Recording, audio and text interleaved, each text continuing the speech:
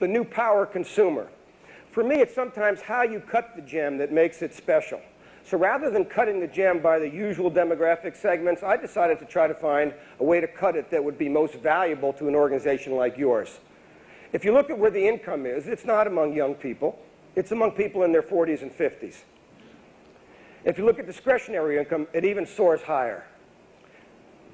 Take a look at the average household expenditures. And by the way, if you came from another planet and had no bias towards a particular market group or segment, and you saw this statistic, you'd probably say 40 to 60-year-olds are perhaps a very interesting group to target.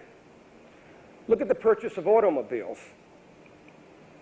vacations, airline fares, movie and theater tickets, DVD players, computer hardware, computer software, cellular phone service, grocery store purchases, cereals and bakery products, beer and wine, food away from home, clothing.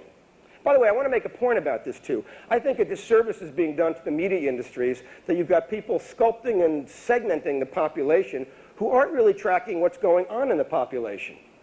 You've now got a boomer generation between 42 and 60 with the greatest concentration of wealth and are spending it, and yet they're not lined up as an attractive demographic.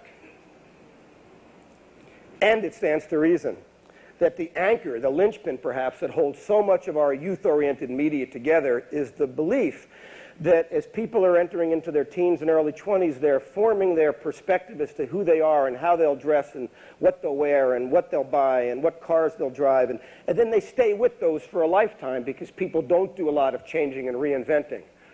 But in a world where people are continually open to what's next and trying new things becomes the mantra, and people are hopeful about the years ahead in their own personal lives, brand loyalty starts to disappear.